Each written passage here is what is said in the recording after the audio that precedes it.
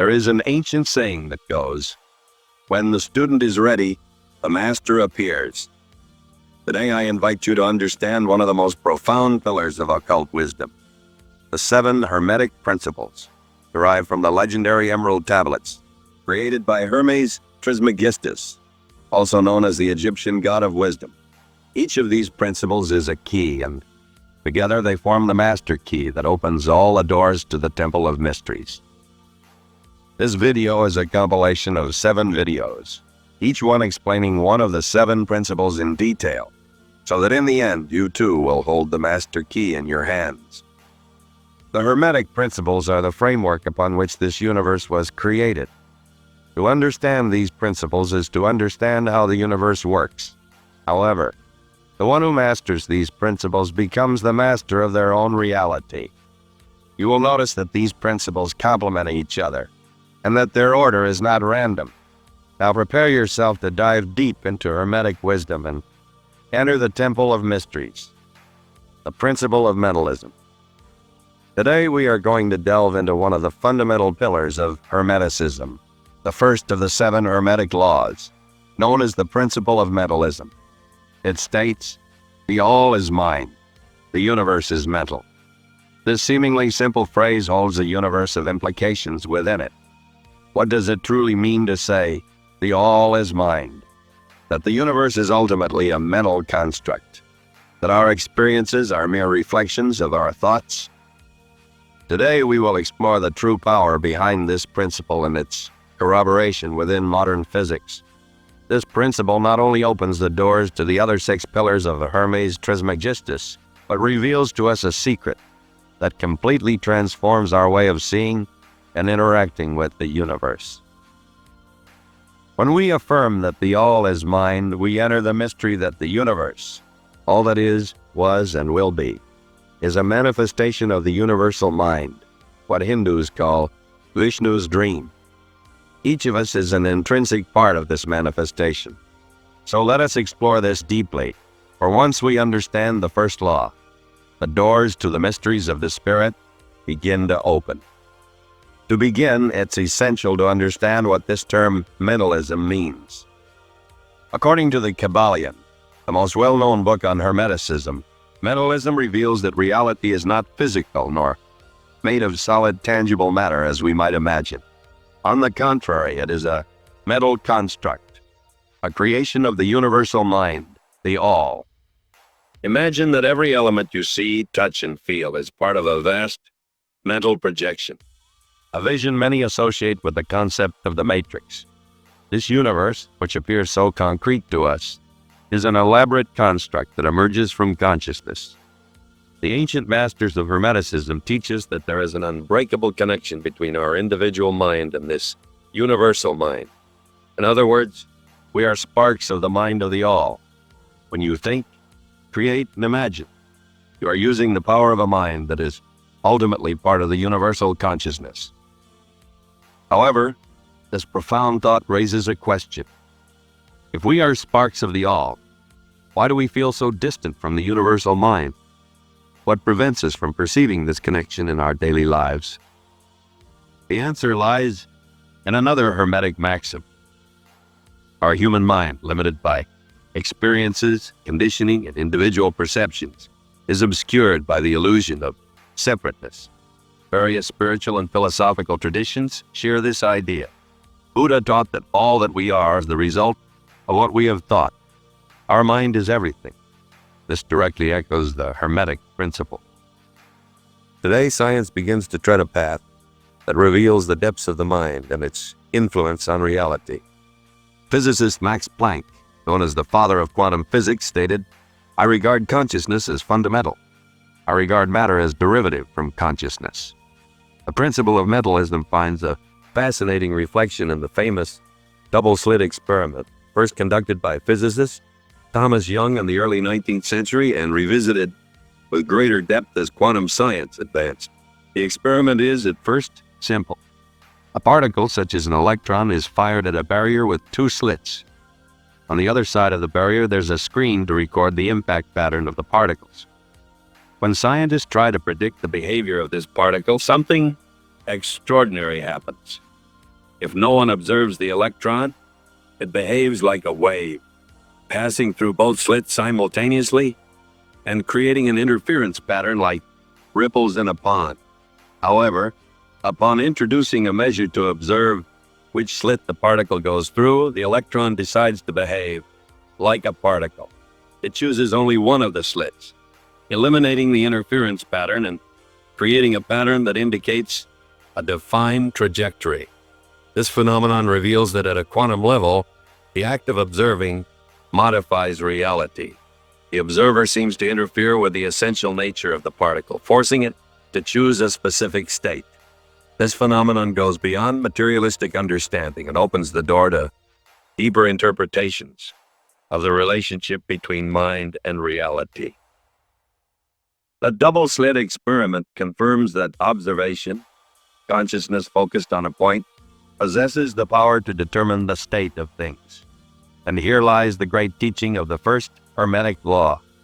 Reality is malleable, subjective, and susceptible to the conscious mind that observes, interacts, and creates. This is what Hermes Trismegistus pointed to millennia ago. Imagine the mind as the vast ocean where every thought, every observation acts like a stone tossed onto the water's surface, creating ripples and affecting everything around it. When you direct your attention to something, you throw that stone and create the movement, transforming potentiality into manifestation. Like the electron that decides to be a particle instead of a wave, this is the mental power that the Hermetic principle speaks of. The first Hermetic law reveals to us that the mind is the key to creation. But what happens when the power of this mind, our deepest and most creative force, is dispersed and weakened? We live in an era where human attention has become the most coveted resource. Our energy, once focused on conscious creation, is being manipulated and consumed. And this is no accident. In a world where our ability to create reality depends on the strength of our attention, controlling where that attention is directed becomes a form of power. Modern distractions, social media, constant notifications, advertising, and an endless stream of information act as silent thieves of our mental energy. This fragmentation of the mind distances us from our creative essence and transforms us into mere reactors instead of authors of our own experiences. Studies show that the excess of information and constant stimuli alter our ability to concentrate and memorize in a lasting way, impairing our ability to maintain focus over time. The mind loses its sharpness and clarity. It's as if our mental strength is a blade. Daily distractions wear it down, making it less sharp and effective. The average person's attention span is now comparable to that of a betta fish. In Hermetic teachings, attention is seen as a tool for creation. Imagine it as the concentrated light of a magnifying glass. When your attention is focused, you can concentrate all the energy on a single point, intensifying and manifesting what you desire. But when that light is dispersed, we lose the power to transform and direct our path. We become passive observers, submerged in a torrent of superficial stimuli. In addition to fragmenting focus, modern distractions subtly shape our subconscious. Everything we see and hear, even if it seems irrelevant, leaves a mark on our minds. In the silence of our unconscious, this information accumulates, forming beliefs, fears, and behavior patterns. As we have seen, the subconscious is a powerful creator of reality. By absorbing information imposed upon us without filtering, we allow our beliefs and values to be programmed by external agents. Instead of nurturing ideas aligned with our true essence, we allow others' realities to impose on ours. Philosopher Aldous Huxley observed that distraction will be the most effective means of control over man, and he was right. A scattered being with unconsciously shaped beliefs does not have the power to shape their own reality. The key to regaining control of your reality lies in regaining control of your mind. And for that, nothing is more powerful than meditation. When we speak of reclaiming control of the mind, meditation emerges as an essential practice. The first Hermetic law teaches us that the mind is the matrix from which all is created. However, scattered mind, constantly in motion and subject to external influences, loses its ability to focus and intend. To meditate, then, is the path to gather attention and direct it like a lens focusing light on a single point until it becomes capable of igniting fire. In Hermetic practice, meditation is a return to 0 point, the space where nothing and everything coexist. This state is the gateway to accessing our creative power, for only in a state of stillness and full presence does the mind find the balance to become a true tool for conscious creation. Meditation acts as a workout for the mind, strengthening our attention span. By sitting in silence, focusing on the breath or a point of internal observation, you are gradually breaking the cycle of distraction that dominates modern life. You are teaching the mind to remain in a state of presence, of non-reactivity. Every time a thought arises and is consciously set aside, you regain a bit of control over your mind. Imagine attention as a muscle. The more you exercise it, the stronger it becomes. Likewise, regular meditation increases the mind's capacity to focus, stabilize, and resist external distractions, reclaiming its creative potential and freeing itself from the chains of external influences. In addition to improving control over the conscious mind, meditation is also one of the most powerful ways to access the subconscious. In large part, it is the subconscious that dictates what we manifest. Therefore, if we want to transform our reality, we must dive into the depths of our subconscious and dissolve the beliefs, fears, and traumas that block our creative power. During meditation, we enter states of deep relaxation that connect us with the subconscious. In moments of stillness, old emotions and patterns emerge to be seen and, finally, transcended. This process is fundamental to aligning the conscious mind with the subconscious, making it an ally in creating the desired reality. When we purify our subconscious, we eliminate the blocks that unconsciously sabotage us, making space for clarity and focus in our intentions and creations. At the heart of these teachings, we understand that the universe we perceive, with all its complexities and nuances, is ultimately a projection of our minds. But what happens when most of this creation originates from an unknown, barely explored region within us? The subconscious is the vast ocean where thoughts and beliefs that we often ignore are contained. Yet it paradoxically shapes our perception and, consequently, our reality in profound ways. It is the deep layer of the mind that does not operate through reason or direct logic, but through symbols, memories, and emotions. Here lie the roots of experiences, perceptions, and beliefs that sustain our worldview. Imagine the subconscious as a video camera, recording every moment, every emotion, every word, and every image since the earliest years of life. This constant recording goes beyond what you consciously perceive, as it also carries an emotional interpretation. It records fears, joys, and insecurities. Each memory and emotion, once fixed in the subconscious, begins to create invisible molds that determine how you will view the world, your relationships, and even your possibilities for success and fulfillment. If the subconscious is the great mold of our reality, we need to understand how it directly influences what we experience.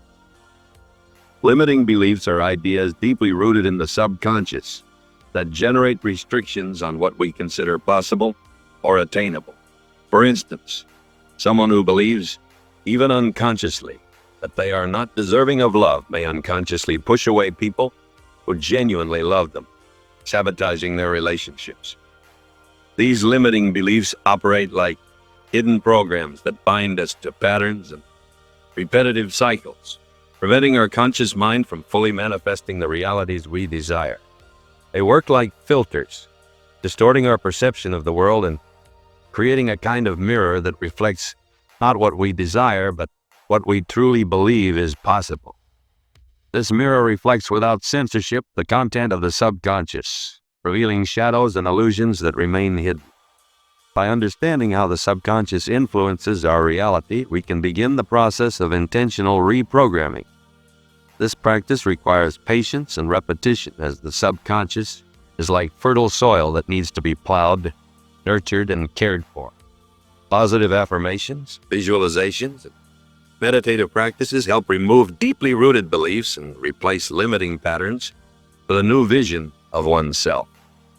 For example, if seeking abundance in your life, you must identify and dissolve beliefs like, "I am not worthy," or "the world is scarce." Then, through affirmations and visualizations, you plant new seeds like, "I am worthy of abundance. The universe is generous."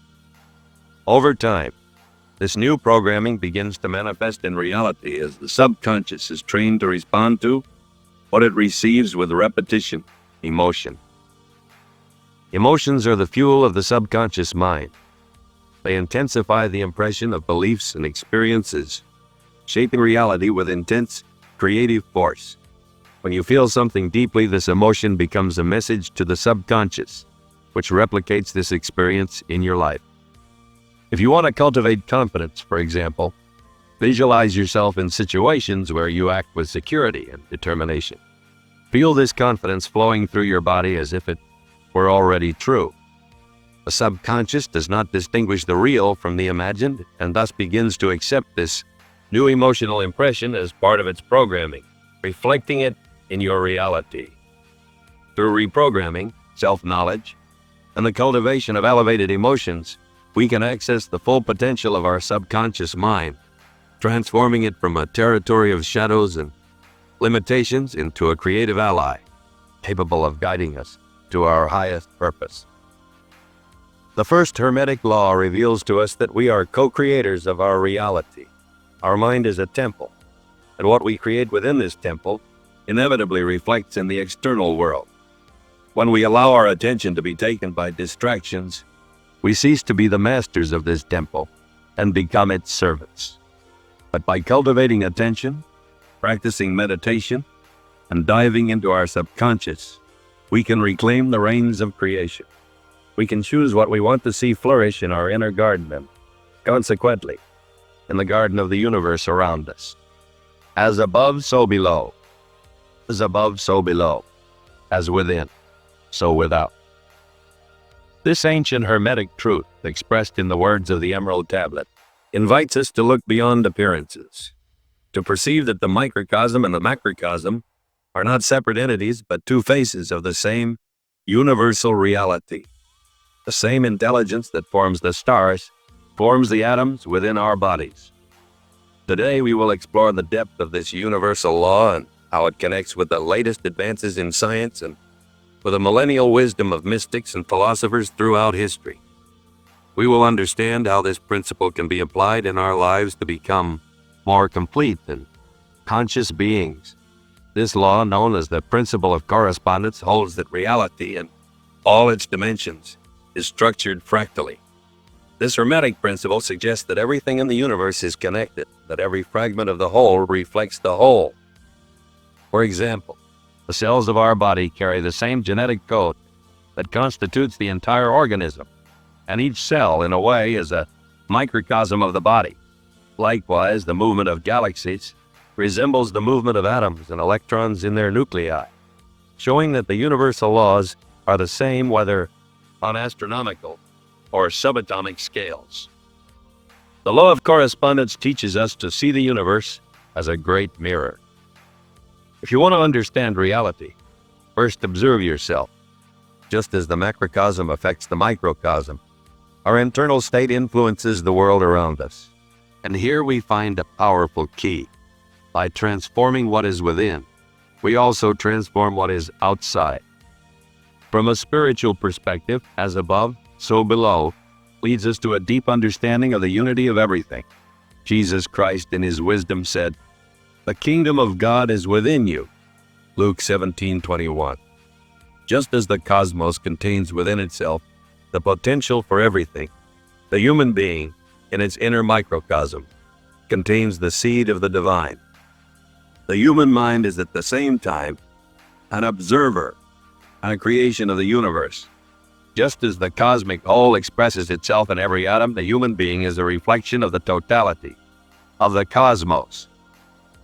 As Hermetic philosophy states, each person is a microcosm, a small universe that, as it expands, reaches and harmonizes with the greater universe. This reveals the power and responsibility of taking care of one's own mind, thoughts, and emotions. By doing so, we also take care of what is outside of us. The philosopher Plotinus asserted that the more a man knows himself, the more he knows the universe and what is beyond it. This idea echoes the Hermetic principle that to understand the cosmos, we must first unveil the universe that exists within us. Spiritual philosophy teaches that our internal state, thoughts, emotions, beliefs, acts as a lens that shapes the way we perceive the external world. If we are at peace, we see the world with peace. If we are in conflict, the world around us seems hostile and disharmonious. This understanding reveals that the barriers we perceive between the self and the other, or between man and the universe, are illusory. In reality, we are part of a greater whole, and what happens inside us is in constant interaction with what happens outside. Thus, by transforming the inner universe, we adjust our relationship with the outer universe. For mystics, understanding as above, so below means recognizing that everything that exists in the cosmos also exists in potential within us. Carl Jung, Swiss psychologist and scholar of symbolism, explained that the personal unconscious of the human being is a reflection of the collective unconscious, a reservoir of images, ideas, and archetypes that shape how we experience life. Just as the cosmos is in constant movement and transformation, the inner universe of each human being is dynamic and pulsating. By exploring this inner universe, the individual not only discovers aspects of themselves, but also connects with archetypal forces and universal truths that are part of the entire cosmos. Therefore, the spiritual journey is a journey of return to this universal center that exists within us. Just as the principle of as above, so below affirms the correspondence between the macrocosm and the microcosm, it also suggests an integration between spirit and matter, between being and doing, between the internal and the external. Paracelsus, one of the great alchemists and philosophers of nature, said that the understanding of oneself is the first step toward understanding all things. For alchemists, the ultimate goal of self-knowledge is union with the whole. By transforming our inner lead, fears, doubts, limitations into gold, wisdom, peace, self-mastery, we align with the divine flow of the universe. It is the alchemical process, the work of harmonizing what is above with what is below, and of seeing matter and spirit as one. The principle of correspondence invites us to see the universe as a series of layers and realities that mirror each other. It suggests that there is an intimate relationship between different planes of existence, and that what occurs on one level of reality has reflections, parallels, or resonances in others. In the context of the duality between spirit and matter, the second Hermetic law reveals that spirit and matter, although seemingly opposites, are in fact reflections of the same essential reality. The material world we experience is a reflection of forces, ideas, and laws that operate on the spiritual plane, such that matter is like a shadow or expression of subtle laws and energies of the spirit. According to the principle of correspondence, spirit is the original or causal plane, where all ideas and energies originate. Matter, then, is the reflection of this origin, shaped according to the invisible laws and patterns of the spirit. Think of the spirit as the source and matter as the image projected by this source. Matter only exists as a function of the presence and movement of this underlying spiritual energy. Thus, the visible world is shaped by the invisible forces of the spiritual plane, much like a statue is sculpted from an idea. Likewise, any transformation or change we wish to see in matter begins first and foremost on the spiritual plane, whether through intention, vision, or the mind. An example to understand this relationship lies in nature itself. Consider DNA. an invisible structure to the naked eye, but one that contains all the information necessary to create a complex physical organism. This relationship between DNA and the physical body is a reflection of the correspondence between spirit as the source of information and energy, and matter as the expression of this essence. By aligning our mind and intentions with spiritual laws, we can influence and shape matter according to our will. However, this does not mean controlling or manipulating material reality. Rather, it is a process of alignment. When we understand that matter is merely a densification of spirit, we realize that profound transformations occur when we operate directly on the spiritual plane. That is, on the level of our intentions, thoughts, and beliefs. For example, someone wishing for prosperity may understand that this abundance begins in the spirit through a mind that generates beliefs of self-worth, confidence, and gratitude. By nurturing these spiritual and mental patterns, a reflection in the material world inevitably manifests, even if in a gradual and subtle way.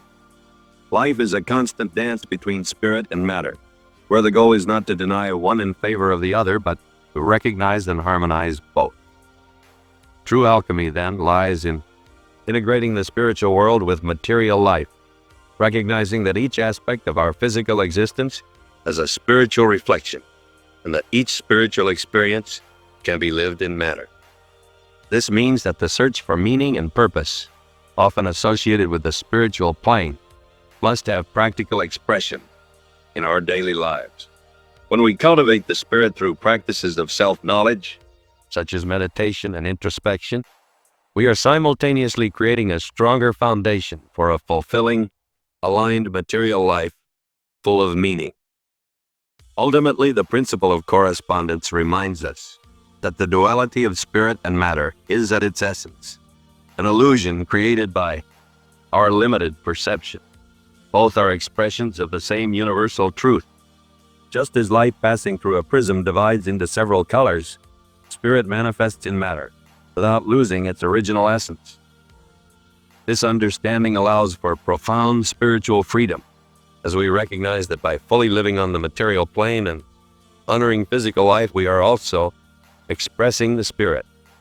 The purpose of our spiritual journey, then, is not to escape matter, but to transcend it, seeing it as a reflection of spirit in motion. The Hermetic maxim, "As above, so below," is not only a philosophical or esoteric concept, it also manifests clearly and objectively in the phenomena of nature. When we observe the natural world, we see that the same structure and operational patterns we find on small scales repeat on much larger dimensions. This correspondence between the microcosm and the macrocosm is not merely symbolic. It is imprinted in the fundamental patterns that govern matter and energy.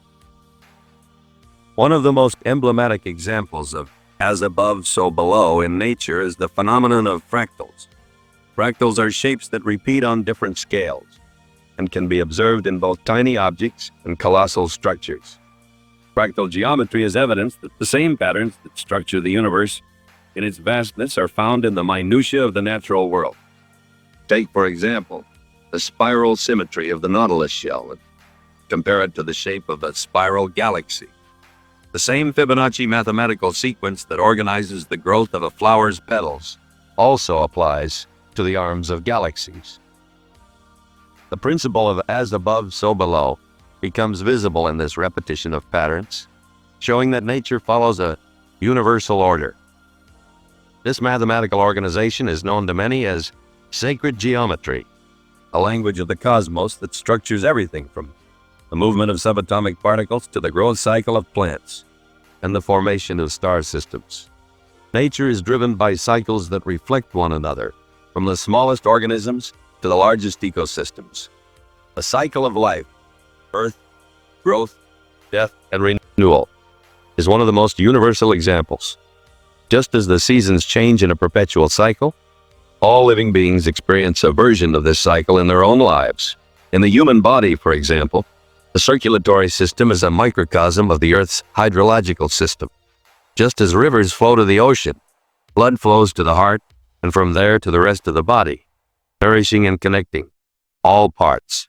Both follow a similar principle of flow and return, demonstrating that the macrocosm, the earth, and the microcosm, the human being, are organized by the same underlying intelligence.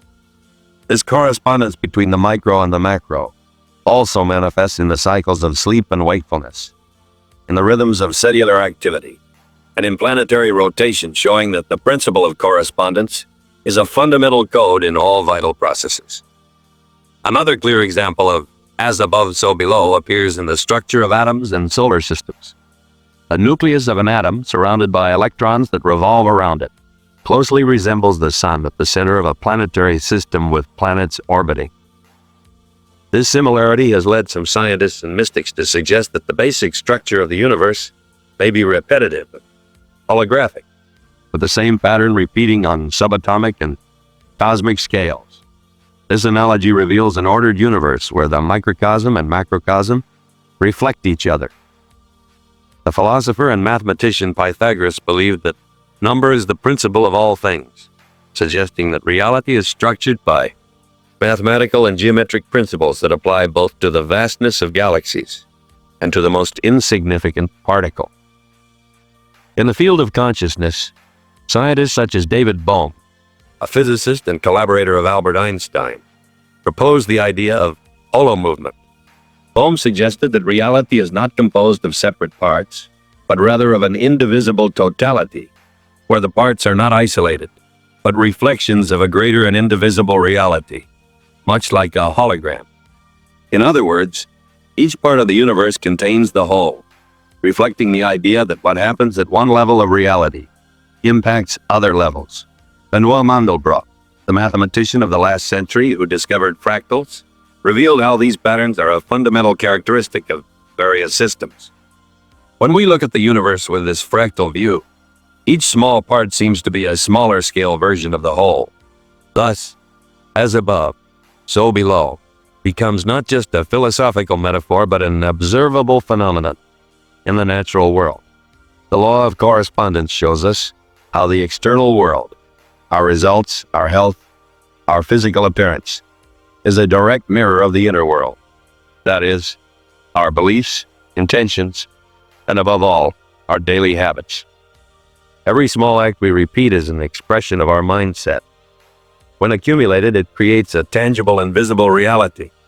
Just as a stone thrown into a lake creates waves that spread, our habits and thought patterns reverberate and shape our body and our life. In other words, our physical, emotional, and even financial condition is the result of a reflection of what we consistently cultivate within.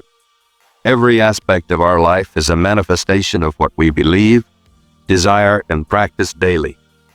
A disciplined mind is the fertile ground for creating healthy and consistent habits. Someone with a disciplined mindset, with clarity of purpose and goals, reflects this inner order in their body. Mental discipline translates into concrete actions, regular meal times, physical exercise, and practices that nourish and strengthen the body. As a result, the body becomes an expression of this organized mind, healthy, strong, and balanced. On the other hand, a disorganized mind that easily yields to distractions and does not set priorities tends to generate harmful habits. This type of mentality is reflected in a body that shows signs of disorder, excess weight, chronic fatigue, health problems. When there is a lack of internal discipline, the tendency is to seek immediate comfort, processed foods, excessive sedentary behavior, lack of sleep, that, although providing momentary satisfaction, result in long-term physical and emotional degeneration. Consider someone who constantly procrastinates, delays exercise, and does not care about the quality of their food. This person reflects a state of mental disorganization in their body. Excess weight and constant fatigue are then expressions of the undisciplined and disordered mind. As the Greek philosopher Aristotle wisely said, "We are what we repeatedly do." Excellence, then, is not an act, but a habit. Each small action, when repeated daily, has a profound impact. The one who dedicates a few minutes daily to self-care, learning, or physical exercise is planting seeds that, over time, create an abundant harvest. Small gestures of care and discipline, when added together, result in great achievements and a fuller life. To an outside observer, a significant physical or mental transformation may seem like the result of something drastic, but in reality it is the reflection of many small acts done with consistency and intention. Deep transformation happens when we understand that success or failure are, in fact, the fruits of small choices made daily.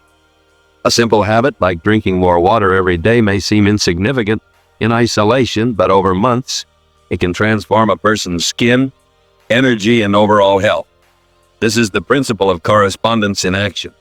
Small acts that begin in the microcosm of the mind, manifest in daily life, and then create profound changes in macrocosm of life. To transform external results, whether in the body, health, or relationships, it is necessary to start from the inside, from the mind and spirit. This is the power of the principle of correspondence. By changing our mindset and cultivating beliefs of discipline, self-care, and self-love, our daily habits begin to reflect these internal changes, and gradually our external environment adjusts to this new internal configuration. Those who have clarity of purpose and direction, those who know what they want to build and achieve, develop habits that sustain that path.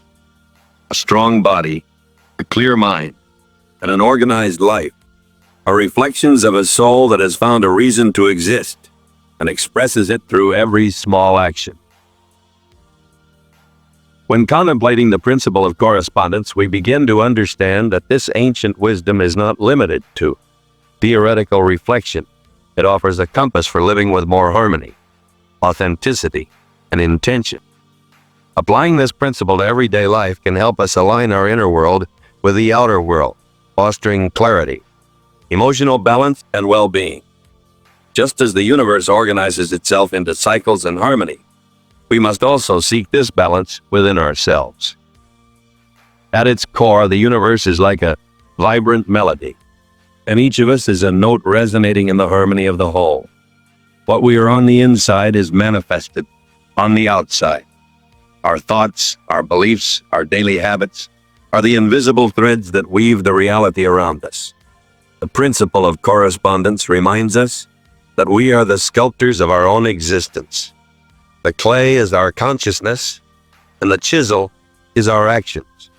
And so, like a mirror that reflects the starry sky and the calm waters of a lake, life responds precisely to what we emanate from our soul.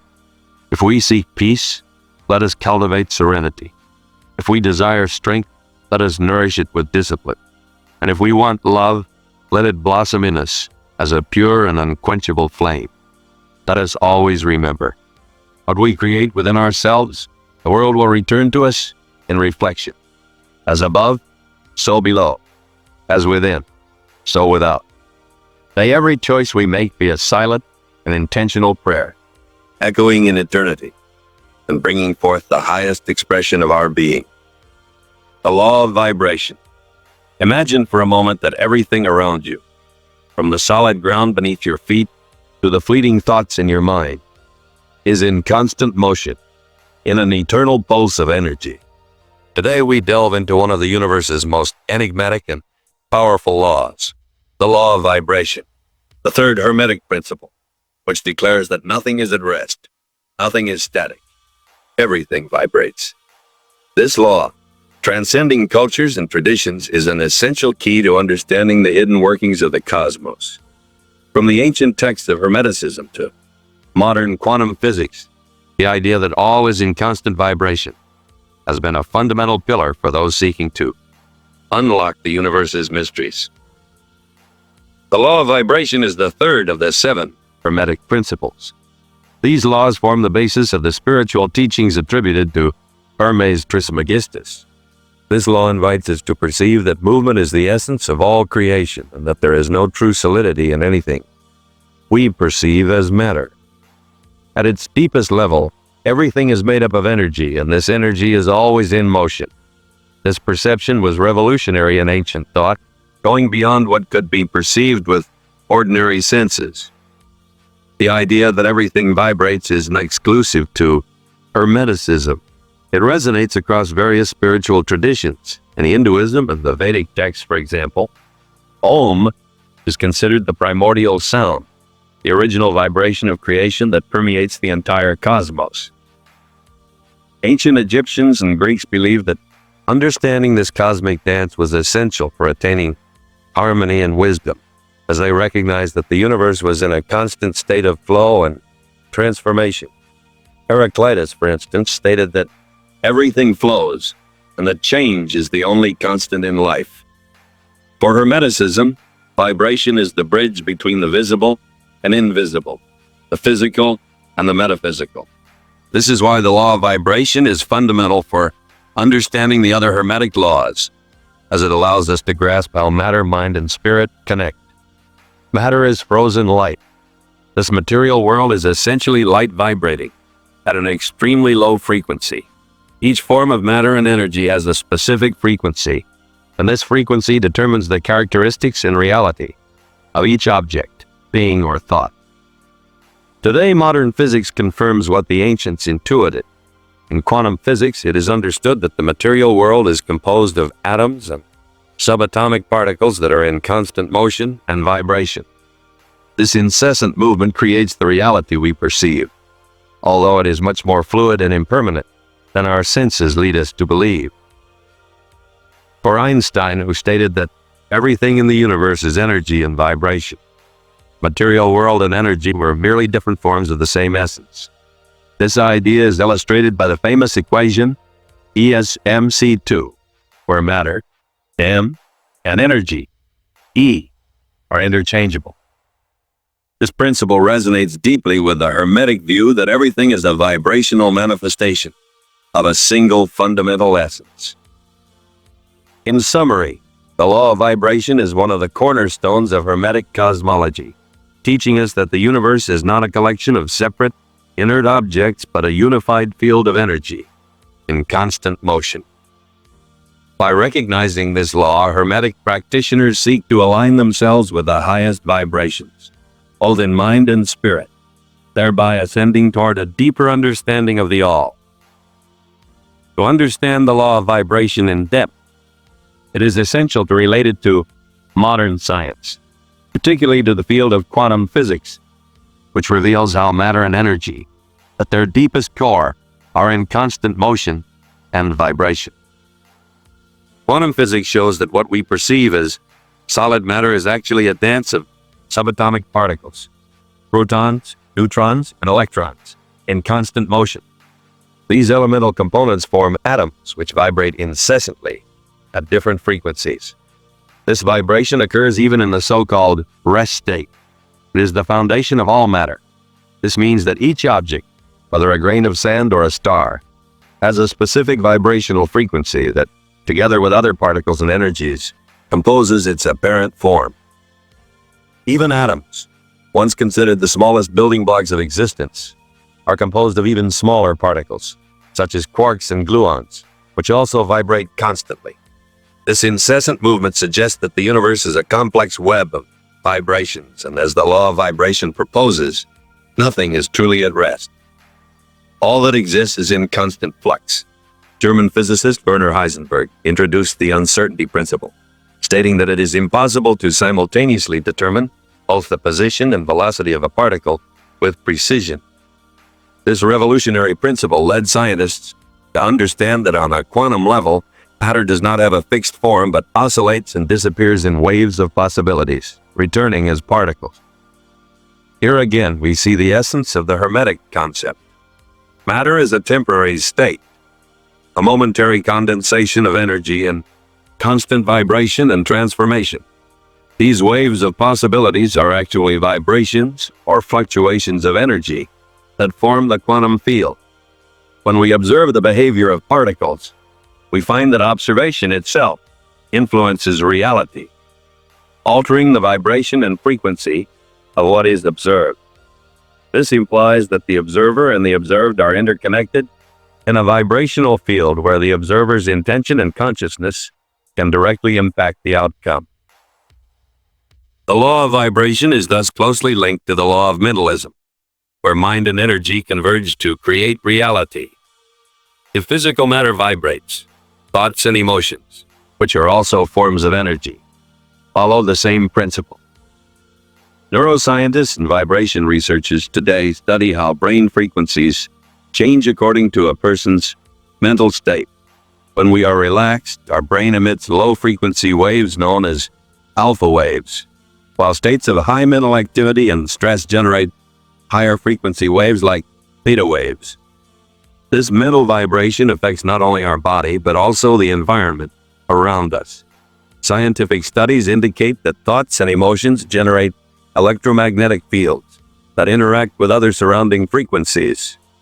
Research conducted at the HeartMath Institute in California shows that the human heart, for example, emits an electromagnetic field much more powerful than the brain. This field vibrates according to the person's emotional state, influencing both their own body and the environment. These findings suggest that by adjusting our internal vibration through meditation, mental focus, or intention, we can alter not only our inner state, but also the outer world. Quantum scientists, including figures like Niels Bohr and Max Planck, argue that the universe is a kind of hologram in which matter, energy, and consciousness are interconnected and form a single vast vibrational web. Thus, the reality we experience can be seen as a projection of these quantum vibrations. However, this apparent reality is malleable, responding to the intention and frequency of those who observe it.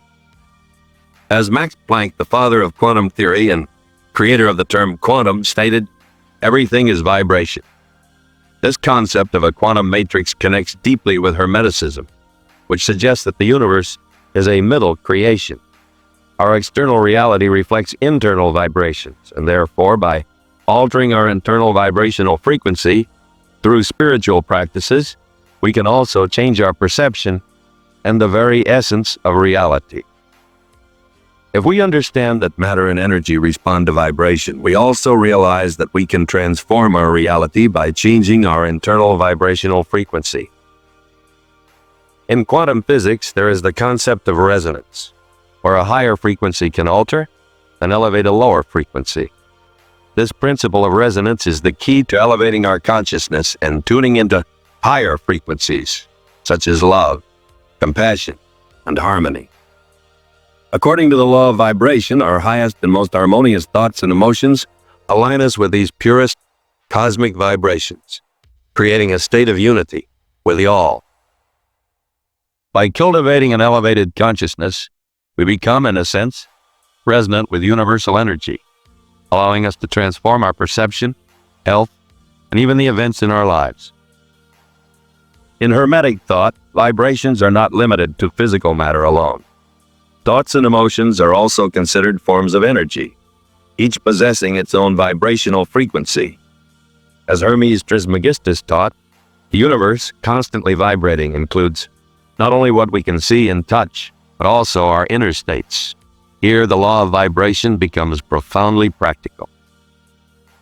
Understanding that our thoughts and emotions emit frequencies allows us to transform our reality by adjusting our inner vibration. Modern science has also investigated and acknowledged the vibrational capacity of thoughts. Neuroscientists have discovered that the brain emits electromagnetic waves corresponding to our thoughts and emotions. These waves, which can be measured as alpha, theta, and delta waves, represent different levels of brain activity. For example, alpha waves are associated with relaxation, while beta waves occur during moments of concentration and logical thinking. Each mental state vibrates at a different frequency, impacting both our body and the environment around us. A positive and constructive thought emits a different frequency than one rooted in fear or negativity.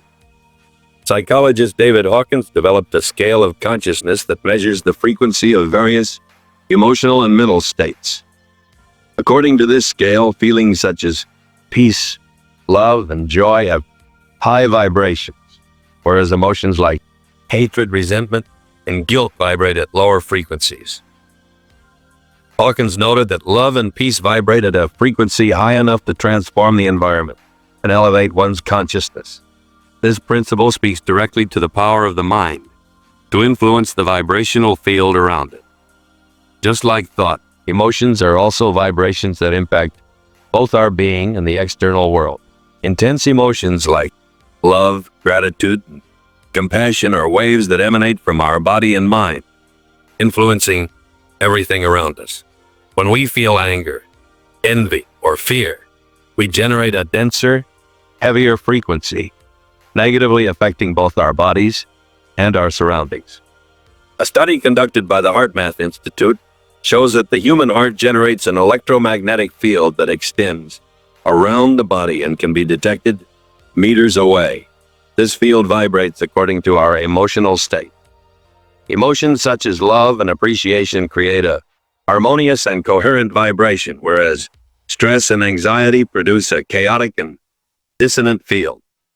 The HeartMath Institute suggests that cultivating higher emotions balances not only our system, but also positively influences those around us. Thus, emotions are a kind of vibrational signature that we constantly emit. When we are in a state of joy or compassion, our vibrational field harmonizes with the universe's energy, creating an attractive field for experiences and people with similar vibrations. The law of vibration is closely connected to the famous law of attraction, almost as if the law of attraction derives from it. Understanding this is the key to obtaining what one desires. Cultivating high-frequency emotions, such as love, gratitude, and compassion, transforms our vibrational field and puts us in resonance with a more harmonious reality. When we choose elevated thoughts and self-care practices, our personal vibration aligns with the universe's higher vibrations. This is the Hermetic principle of self-mastery. By mastering our internal vibrational field, we master our destiny. As within, so without. As we elevate our vibration, our perception expands and intuition sharpens. Intuition is a way to receive information beyond rational thought. In elevated vibrational states, the brain emits theta waves associated with deep relaxation and a consciousness level that facilitates intuitive insights. Spiritually, the more we raise our frequency, the more we align with the waves of the universe. Just as a radio station must be tuned to receive a specific signal, our mind and spirit must vibrate at a harmonious frequency to capture messages and intuitions from subtler planes. Practices like silent meditation and mindful presence help quiet the mental noise to stabilize internal frequency, creating space for intuition and clarity to emerge. These moments allow deep insights to arise spontaneously, revealing truths and directions that would otherwise remain hidden from conscious understanding. Love is widely recognized in various traditions as the highest frequency that a human can vibrate at. When we feel love, not conditional love or attachment, but universal unconditional love, our cells, thoughts, and emotions vibrate in harmony with divine energy. This state of love is described by mystics and spiritual seekers as the experience of oneness, where the illusion of separation dissolves, and we feel unified with everything around us. Psychologist David Hawkins, in his study of consciousness levels, also emphasized that the vibration of love can transform an entire life experience. He defined love as a powerful frequency that dissolves fear and can literally heal both the person who emits it and the environment around them. From the Hermetic perspective, when we vibrate in love, we unite our individual energy with the creative energy, bringing light and healing not only to ourselves, but also to the collective. One practice that raises our vibration to the level of love is the exercise of compassion. By directing feelings of love and understanding toward all beings, including ourselves, we break free from low-frequency patterns such as judgment and anger, creating a vibrational field where the divine can manifest.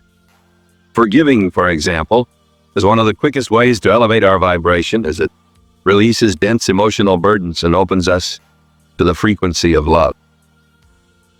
At the peak of vibrational elevation, many report experiencing states of oneness, This is the moment when, through deep meditation, spiritual ecstasy, or practices like yoga and qigong, we connect to a cosmic vibration where the concept of self and other disappears.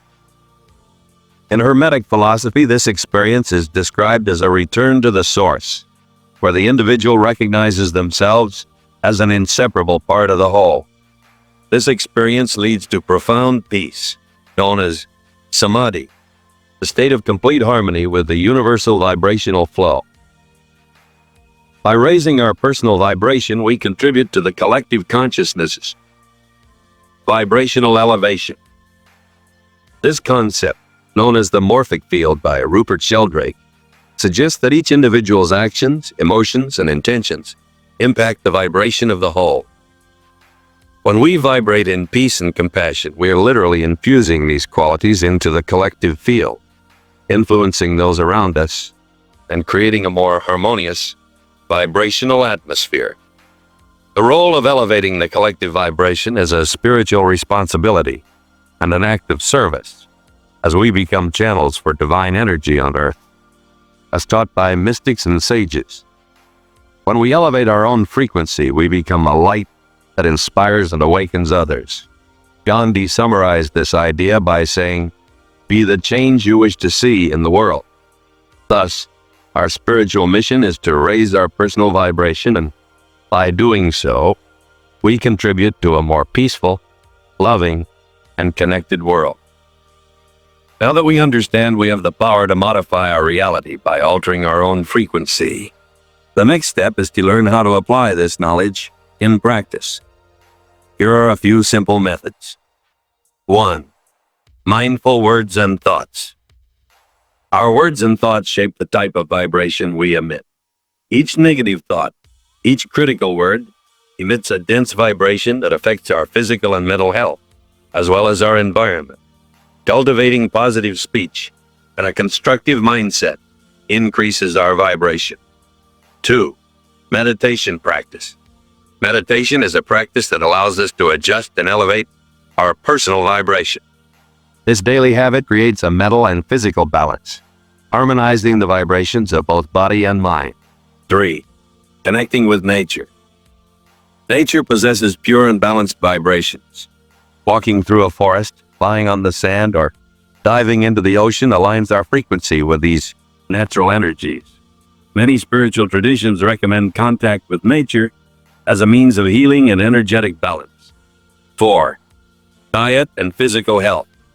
What we consume directly impacts our vibration. Natural foods like fresh fruits and vegetables carry a higher frequency than processed and industrialized products. Caring for our health through conscious eating keeps us in elevated states of frequency. By cultivating elevated thoughts, pure emotions, and a connection with the higher self, we vibrate in harmony with creation. This is the true essence of the spiritual journey, raising our vibration until it resonates with that of the cosmos, allowing us to experience unity, universal love, and connection with the all. May we remember in every thought and gesture that we are made of the same rhythm that moves the stars, of the same breath that gave life to the world. The law of polarity.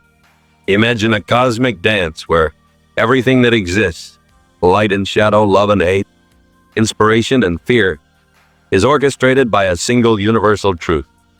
Today we will explore that truth, the law of polarity. Get ready to dive deeply into the fourth Hermetic principle and uncover how it shapes the visible and invisible universe around us. Everything is dual. Everything has poles. Everything has its pair of opposites. Opposites are identical in nature, but different in degree. This quote from the Kybalion forms the foundation of the law of polarity, the fourth Hermetic principle. This law reveals that everything that exists is interconnected through opposing poles, hot and cold, light and darkness, good and evil, positive and negative. These opposites are not enemies locked in eternal conflict. They are complementary, like two forces of the same current, coexisting to create balance and motion. This law is deeply rooted in the structure of the universe, but the law of polarity extends far beyond the physical realm. but operates in our thoughts, emotions, and daily experiences. For example, have you noticed how happiness can only be understood after experiencing sadness? These extremes are two sides of the same emotional coin. In the spiritual journey, the same principle applies. What we call light could not be identified without shadow.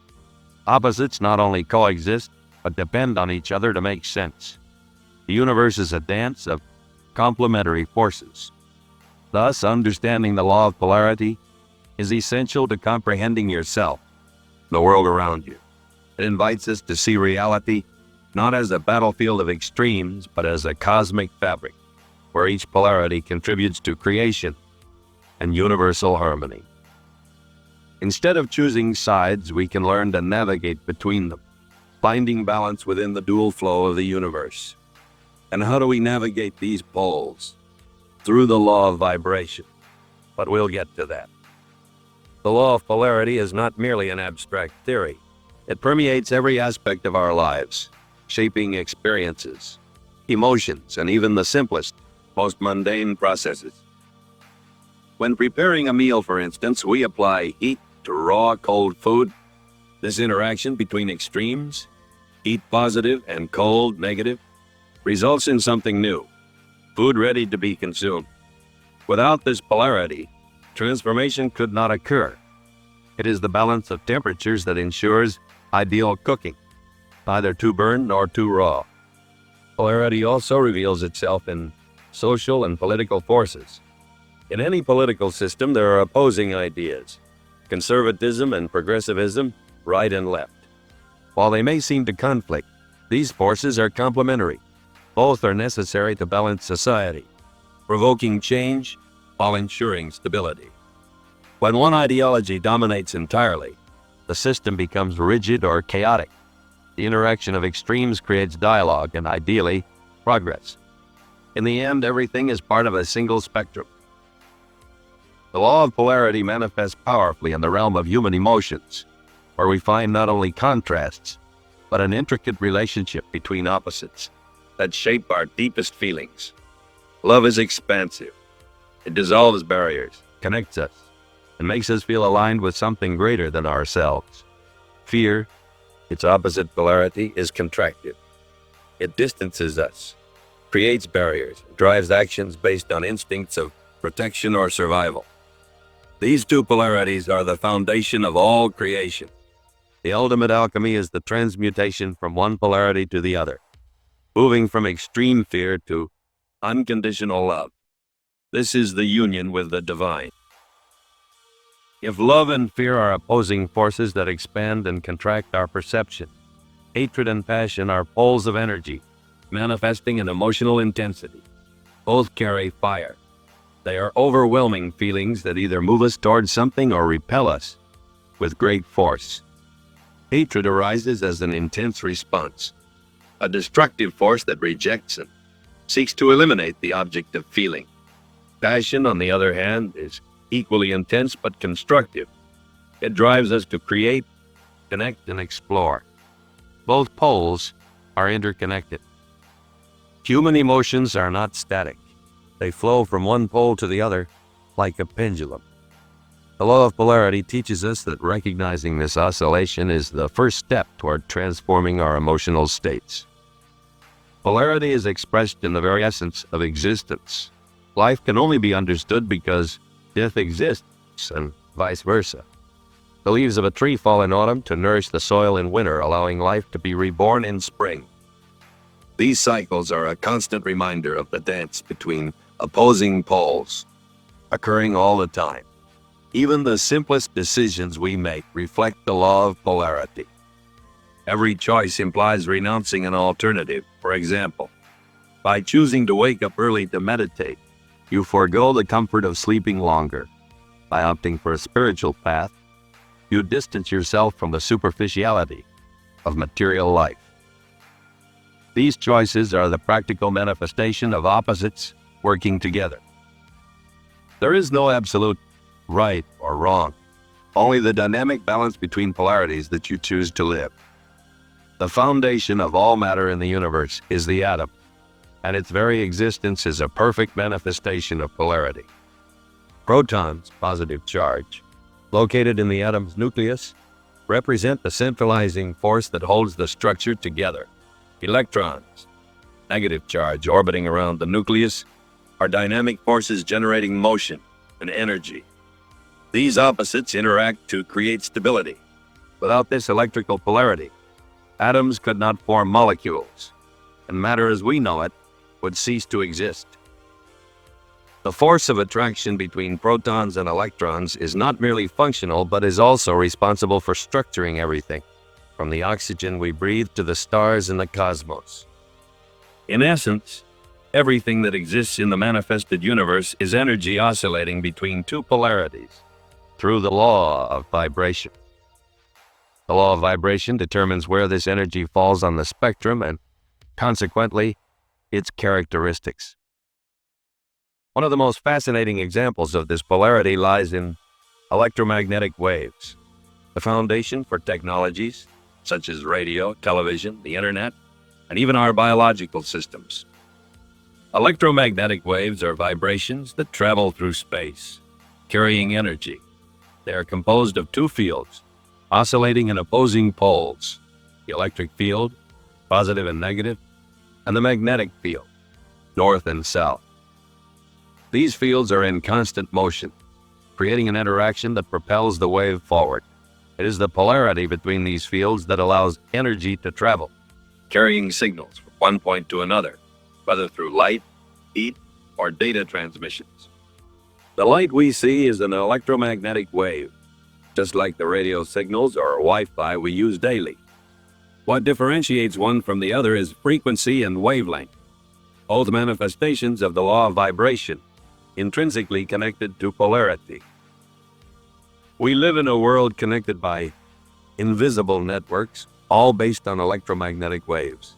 The duality between the electric and magnetic fields is the engine that sustains this entire technological infrastructure.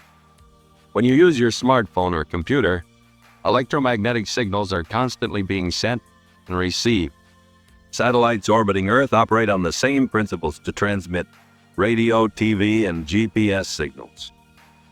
Even the electricity powering our devices is a direct manifestation of polarity, constantly alternating between positive and negative charges in what we call alternating current, AC. This continuous cycle enables the efficient transmission of energy.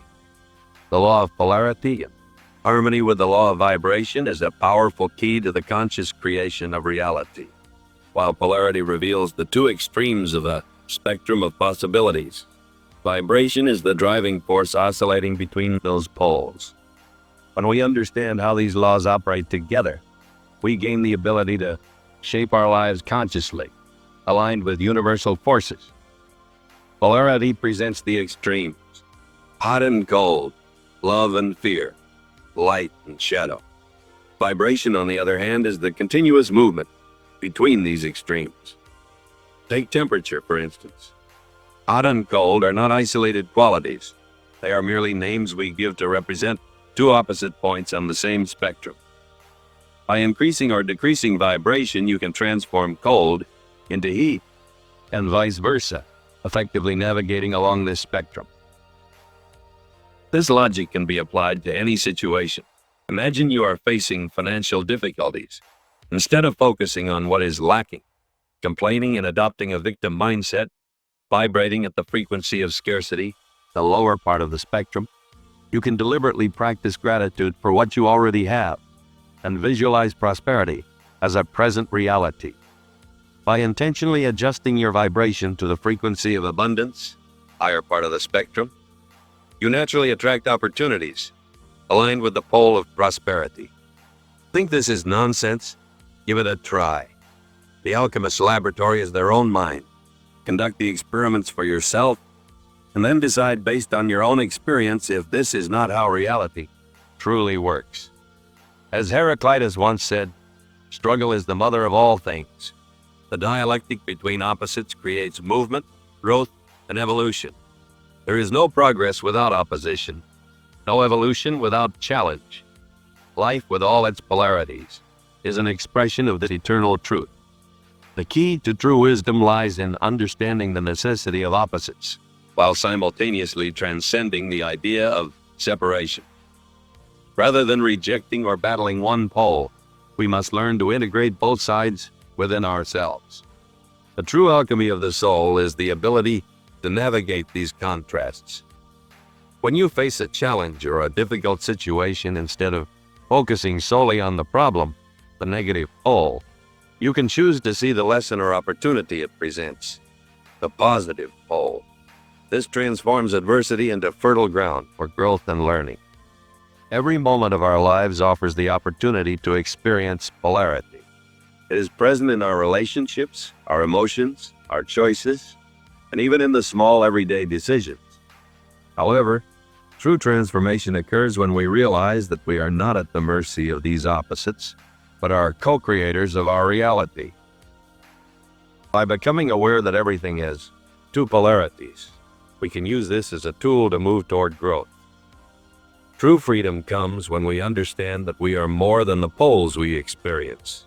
We are the consciousness behind the polarity, capable of choosing which side to align with, thus shaping our reality. What are you creating in your life today? Are you choosing to feed fear or love? The law of rhythm. In the dance of the universe, everything follows a rhythm. Everything oscillates. Everything pulses in perfect cycles. This is the fifth Hermetic principle, the law of rhythm, a universal principle that invites us to observe the movement of the tides, the cycle of the seasons, and even the ups and downs of our lives. Understanding this law is to find harmony amid chaos, balance amid change. Today we will explore the secret behind this cosmic rhythm and how it manifests in every aspect of existence.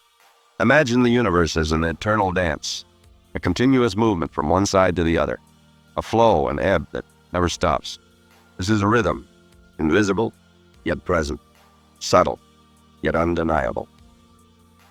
The fifth Hermetic principle, known as the law of rhythm, teaches us that everything in the universe follows cycles.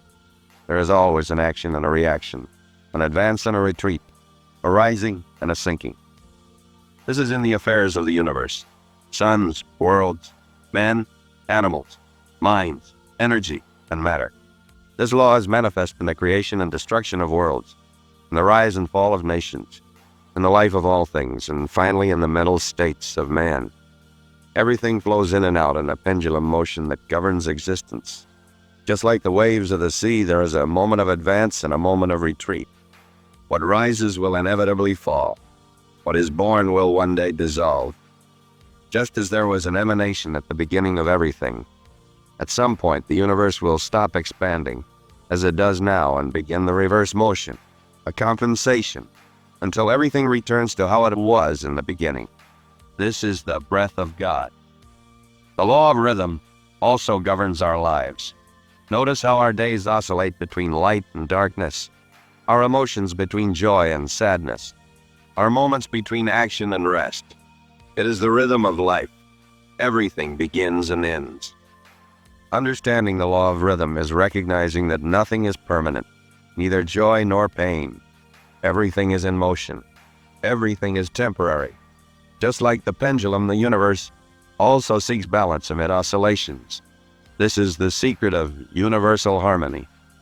On the vast stage of the universe, rhythm is the invisible maestro. Galaxies spin in cosmic spirals. Stars are born in stellar nurseries and die in magnificent explosions, returning to the dust of space. Each pulse of light, each movement of the celestial bodies follows a cycle. Nothing is stationary. Everything dances to the sound of a universal rhythm. Look at the sky. The sun rises and sets in a perfect cycle that sustains life on Earth. The phases of the moon influence the tides, fertility cycles, and even our emotions. The universe breathes. It expands and contracts as if the entire cosmos were alive. On Earth, the same principle manifests. The seasons follow one another in perfect harmony. Spring brings life. Summer matures. Autumn harvests, and winter rests. It is the eternal cycle of renewal. Just as in nature, everything in our existence is governed by cycles. flow and ebb, birth and death, inhalation and exhalation. Rhythm is the signature of the all. By observing it, we discover that change is not our enemy, but part of life's dance. Understanding this principle aligns us with cosmic order, accepting that even the most powerful forces follow the compass of universal harmony. Rhythm is not just an external force, it is within us. Blood flows in our veins in a constant stream. The heart beats in a unique cadence, and our breathing follows the rhythm of life. Everything vibrates in tune with this law. And what about the tides of the ocean? They advance and retreat as if following a celestial choreography dictated by the moon. Just as the waters move in cycles, our thoughts and emotions also have their highs and lows. Nothing escapes the pendular motion of rhythm. Notice the hidden harmony in every aspect of nature. Rivers flow to the sea, but never chaotically. They follow the path, shaped by gravity and terrain. Trees grow slowly in cycles of expansion and rest, respecting the seasons. Even the smallest insect, deep in the forest, lives in sync with its surroundings. The law of rhythm is a reminder that the universe is not chaotic, but deeply ordered. Behind every apparent disorder lies a precise dance, an oscillation that maintains the balance of the all. When we look closely, we see that chaos is merely rhythm we have yet to understand. When we align ourselves with natural cycles, we live in harmony with the universe. And just as the sun always rises after the darkest night, we can trust that after every fall, there will be a rebirth. This is the eternal pulse of creation, a truth that echoes in every corner of the cosmos. In our lives, rhythm also silently governs every moment. From the instant we are born, we begin to dance with the cycles of existence. Childhood fills us with energy and discovery. Youth drives us with passion and ambition. Maturity brings us responsibility and reflection. And old age teaches us the wisdom of rest. Everything has its time, and each phase has its purpose. But rhythm is not only in the major transitions of life, it is present in our daily lives. Some days, we are full of energy, inspired, ready to conquer the world. On others, we feel tired, perspective, needing silence and pause. This movement between highs and lows is natural, part of the pendulum that swings incessantly within us. Even our emotions obey this principle. There are moments of joy when the world seems to shine, followed by periods of sadness or restlessness. Resisting these oscillations is futile. The attempt to remain in a permanent state, whether of happiness or stability, is like trying to stop the flow of a river. The secret lies in observing without attachment. When you are in a moment of ascension, enjoy it, but know that it will end. When you are in a challenging period, remember that the tide always changes, and the light will return. As the Persian poet Rumi said, "This moment of difficulty too shall pass." It is the pendulum of life, swinging from one extreme to the other, but always returning to balance. The law of rhythm is not a punishment or a trap. It is a reminder that everything we experience is part of a greater dance. When we understand this, we stop fighting the tides and begin to navigate with them. This is the path to harmony. Think of emotions as an invisible pendulum that continuously swings between extremes. In one moment, we feel joy and enthusiasm, the lightness of the heart at peace. In the next, we may be overcome by sadness, anger, or discouragement. This oscillation is natural, part of the universal cycle that governs all existence. Most of us, however, try to resist this movement. When we are happy, we want to freeze the moment, clinging to the feeling as if we could keep it forever. But the pendulum must swing. It is propelled by the very force of the universe. The more we cling to the positive side, the more intensely it swings to the opposite. This is the trap. The greater the enthusiasm, the greater the potential for melancholy.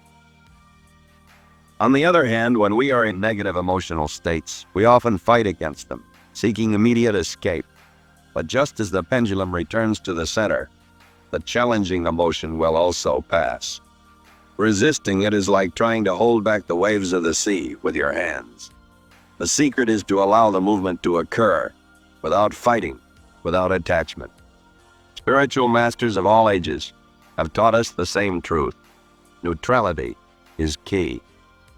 Hermes Trismegistus wrote, "A master is not a slave to the pendulum. He observes the motion but is not carried away by it."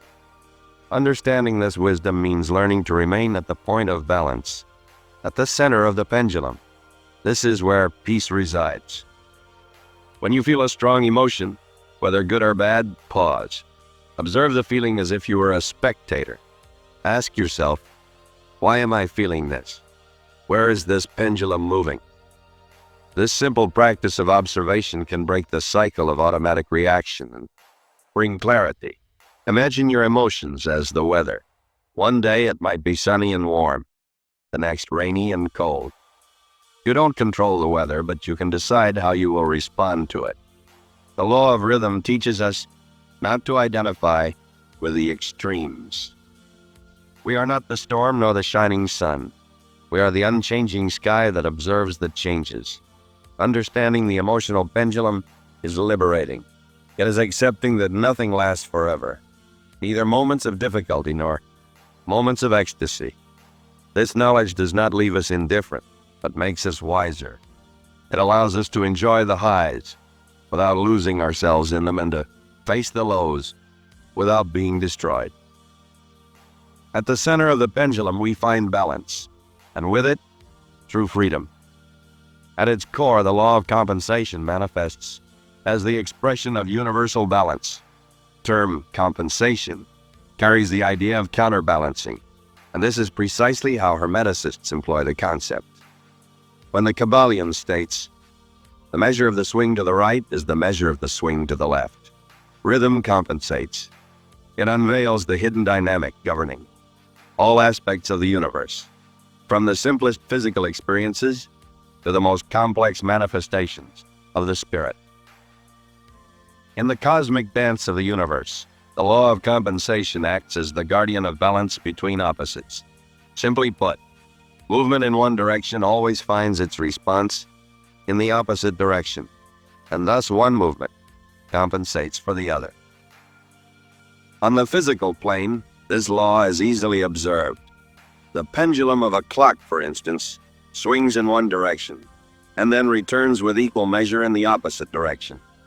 Similarly, the tide that rises during the full moon retreats with equal force during the waning moon. The seasons of the year, alternating between heat and cold, follow one another in perfect harmony, reflecting the natural oscillation of all cycles. Even the motion of a projectile launched upward with its initial force is equally compensated when gravity pulls it back to the ground. However, Hermeticists go further. They teach that this law is not limited to the physical plane, but extends to all dimensions of human experience, including mental and emotional states.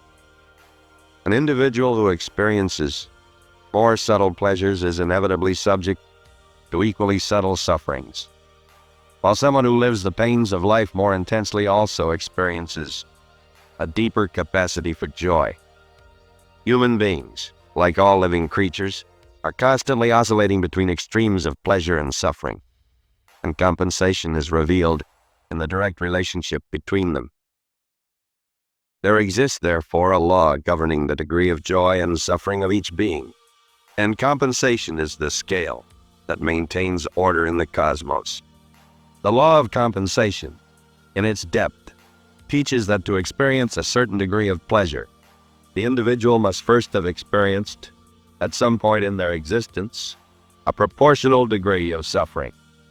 However, Hermeticists reveal a more refined aspect of this compensation. They assert that although the negative arises from the positive, this does not mean that pleasure must always be immediately paid for with corresponding suffering. On the contrary, the pleasure we experience may be part of a rhythmic movement, a compensatory return for past suffering, whether from our current incarnation or previous lives. This revelation sheds new light on the problem of suffering. Suffering is not a curse imposed upon us, but a natural part of the cycle, a movement of the pendulum that will inevitably be followed by compensation in the form of pleasure.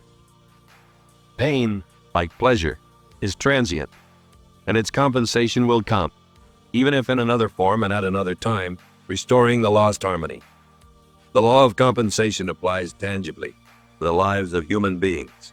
It is generally understood that anything we possess or lack, whether material goods, health, or emotional states, is paid for in some way. Nothing is given without something being taken away. Thus, the wealthy possess material abundance that the poor lack, but in return they may be deprived of the simplicity and inner peace that the poor, in their more modest lives, may find on their journey. Material wealth is often accompanied by emotional or spiritual loss. The millionaire may live surrounded by luxury but lack the appetite or health to fully enjoy their opulence. Meanwhile, the laborer with fewer material possessions finds pleasure in simple things. The enjoyment of a humble meal may bring them more satisfaction than the wealthy person who lacks a healthy appetite. The law of compensation is an active, ever-present force, working tirelessly to restore the universe's balance. It is the principle that keeps the cosmic order, compelling the pendulum of life to swing back to the center. The compensatory movement may not be immediate, but it always aligns with life's natural rhythm. Through the experience of pleasure and pain, gain and loss, the human soul learns to navigate the cycles of existence, knowing that at the end of every movement, the scale will balance, restoring universal harmony. The law of rhythm cannot be stopped, but it can be understood, and with practice, mastered. When you realize that life is made of cycles, you can begin to prepare for its oscillations, avoiding being swept away by them. Wisdom lies in learning to surf the waves of rhythm, rather than fighting against them. First, observe the cycle. Most people live without noticing the patterns in their own lives, yet rhythm leaves clear signs. When you start paying attention, you will see that your emotions, energy levels, and even external events follow a pattern. For instance, after days of intense productivity at work, you may notice mental and even physical fatigue. This is not weakness. It is the natural rhythm of your biological body, seeking balance. Second, anticipate the movement. If you know that a phase of expansion will be followed by contraction, you can prepare for what's coming. In moments of joy, cultivate gratitude, but keep your feet on the ground, knowing that this state may pass. In moments of difficulty, remind yourself that it is temporary. The tide always changes. A powerful tool for handling intense oscillations of rhythm is conscious breathing. When you feel the pendulum swinging too strongly, pause, breathe deeply. Inhale through your nose, counting to 4. Hold your breath for another 4 seconds. Exhale slowly, counting to 8. This simple exercise helps stabilize your mind and restore inner balance. Another practice is silence. Set aside a few minutes each day for meditation or simply for contemplation. In this state, you connect to the rhythm of the universe without becoming a slave to it. Above all, practice acceptance. Do not resist the oscillations. Accepting life's rhythm does not mean resigning yourself, but rather flowing with wisdom. When the pendulum swings, it is not out of control. It is merely obeying the laws that maintain the balance of the all. Remember, the rhythm never ceases. What truly matters, however, is how you choose to dance. Learn to listen to your inner cycles, the tides of your soul, and harmonize yourself with the universal flow. Ultimately, understanding and mastering the law of rhythm is the path to true freedom. The law of cause and effect. Imagine an immense cosmic loom where every thread is interwoven with absolute precision, creating the grand tapestry of existence. Every event, every thought, every breath is a part of this masterful design. There are no loose threads, no accidents. Everything you have ever experienced, unexpected encounters, painful challenges, moments of ecstasy, all have an origin. a cause, and every cause has its effect. Everything happens according to the law. Chance is merely a name given to an unrecognized law. This is the law of cause and effect, the sixth Hermetic principle. This law is the principle governing the universal loom. When we grasp its depth, we realize that nothing in life is arbitrary. What we call luck or misfortune is, in fact, the effect of invisible causes we planted in the past, sometimes in this life, sometimes in other dimensions of our existence. Today, we will embark on this journey of discovery together. We will unveil the mysteries of the law of cause and effect and learn how it governs our reality. More importantly, we will learn how to master it so we can become architects of our own destiny. Every cause has its effect. Every effect has its cause. Everything happens according to the law. Chance is but a name for the law, not recognized. This statement, drawn from the Kabbalion, invites us to look at reality with heightened awareness, to recognize that behind the apparent chaos of the universe lies a sublime and flawless order. The law of cause and effect is the invisible foundation of all existence. It teaches us that every event we experience, from the greatest achievements to the most painful challenges, is the result of a chain of causes. Nothing just happens.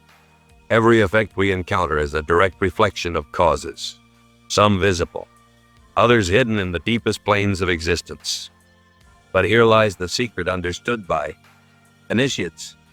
There are different levels of causality. Most people operate on the physical plane, reacting to external causes, like leaves moved by the wind. They feel at the mercy of greater forces, prisoners of circumstances they believe are beyond their control. The Hermeticist, however, knows that the most powerful causes are not born on the physical plane, but on the mental plane.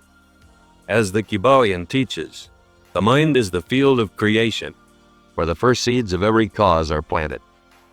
Our thoughts, intentions, and emotions are causal forces, shaping not only our actions, but also the experiences we attract. Consider this example. A word spoken in anger might seem like a momentary reaction, but it is the effect of a prior cause, a thought or feeling already vibrating within you. That word, in turn, generates new effects, a conflict, a rupture, or even an opportunity for learning. Thus, the chain of causality continues endlessly in all directions. What the Kabbalion teaches us is that chance is simply the name we give to our ignorance of the law. When we understand this truth, a world of possibilities opens. We no longer need to be spectators of life, hit by the effects of causes we do not comprehend. We can become conscious creators, planting the seeds of the future we wish to harvest.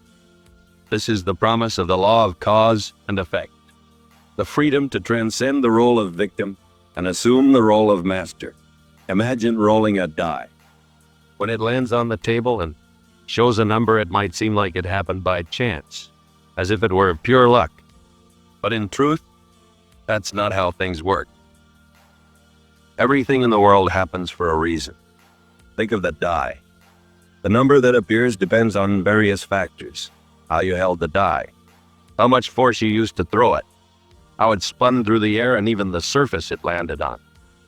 All these factors together decide which number will show. So it's not luck or misfortune. It's a set of causes that makes it happen. The word chance is often used when we do not know or cannot see all the reasons behind something. For example, when flipping a coin, it might land heads or tails. It seems random. But if we could observe exactly how the coin was flipped, the force applied, even the wind in the air, we could predict which side would land face up. The Kabbalion uses the example of a storm to illustrate this idea.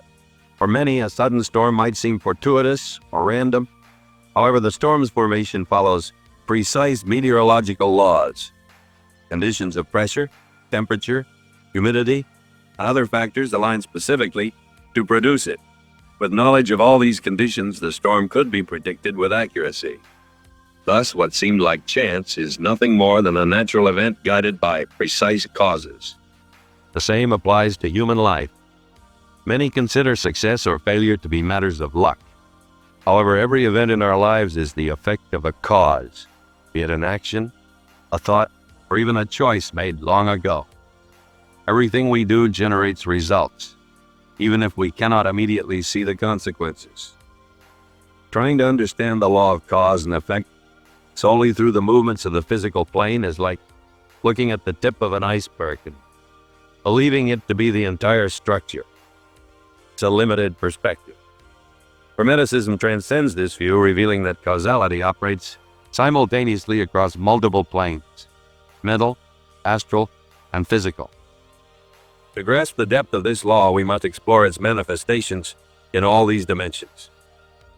Since the time of Sir Isaac Newton, the principle of causality has been a cornerstone of science. Newton's third law states, "For every action there is an equal and opposite reaction." This idea, though simple, profoundly echoes the Hermetic principle. In the physical universe, no force, movement, or event occurs without a prior cause. When an apple falls from a tree, it is the effect of gravity. When a stone hits a lake, the ripples that form are the direct effect of the initial action. But modern physics has taken this concept even further. In quantum mechanics, we find that causality can operate in mysterious and seemingly paradoxical ways. Quantum entanglement, for instance, suggests that particles separated by vast distances can influence each other instantaneously, challenging our linear understanding of cause and effect. This raises the question, is there a deeper dimension where invisible causes operate beyond time and space? Hermeticists would answer with a resounding yes. They have always known that causality transcends the physical world, manifesting on subtler levels of existence. The Hermetic sages have long emphasized that causality is not merely linear, but multidimensional. This means that the cause of an event on the physical plane may originate from a thought, intention, or emotion on the mental plane. Franz Barton, in Initiation into Hermetics, states, "True creation begins on the higher planes. What we see in the physical world is merely the delayed reflection of what has already been shaped on the mental and astral plane. For instance, a persistent thought of fear can create tension in the physical body, leading to illness.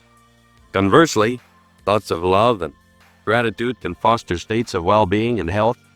The word karma comes from Sanskrit and literally means action. However, in a spiritual context, it refers to the totality of consequences generated by our actions, thoughts, and intentions. Every cause we create, whether consciously or unconsciously, leaves a mark on the fabric of the universe, and these marks eventually return to us as effects. Here lies the secret of karma. It is not just about what we do, but how we do it. The same action can generate different karmas, depending on the intention behind it. For instance, helping someone with the desire to inflate one's ego creates one type of energy, while helping with genuine compassion creates another. In the Bhagavad Gita, Krishna explains, "Action is inevitable, but the true sage acts without attachment to the fruits of their actions." The law of cause and effect in a Hermetic context operates across all planes: physical, mental, and spiritual. Karma is the manifestation of this law when viewed through the lens of the soul's journey across multiple lifetimes. While the law of cause and effect teaches that every action generates a reaction, karma broadens this perspective, showing that these reactions may not manifest immediately or even within the same lifetime. Karma thus acts as a universal balancing system, ensuring that no cause is left without its corresponding effect. One of the most striking aspects of karma is its relationship with time. While the law of cause and effect on the physical plane can produce immediate results, such as touching fire and being burned, spiritual karma operates over longer cycles. Its causes can span lifetimes, creating repetitive patterns that offer opportunities for learning and evolution. These patterns are known as karmic cycles.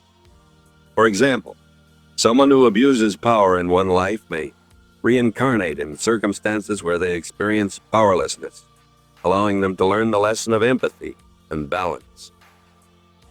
One of the greatest misconceptions about karma is viewing it as a system of punishment and reward. In truth, karma is a pedagogical mechanism designed to teach us universal laws and guide our soul toward harmony. Karma does not return to us what we deserve, but what we need to grow, what we ourselves have created. It offers us the chance to recognize our mistakes, correct our paths, and align our lives with higher laws.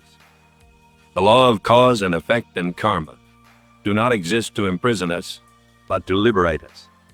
When we understand their dynamics, we cease to be victims of fate and become masters of our reality.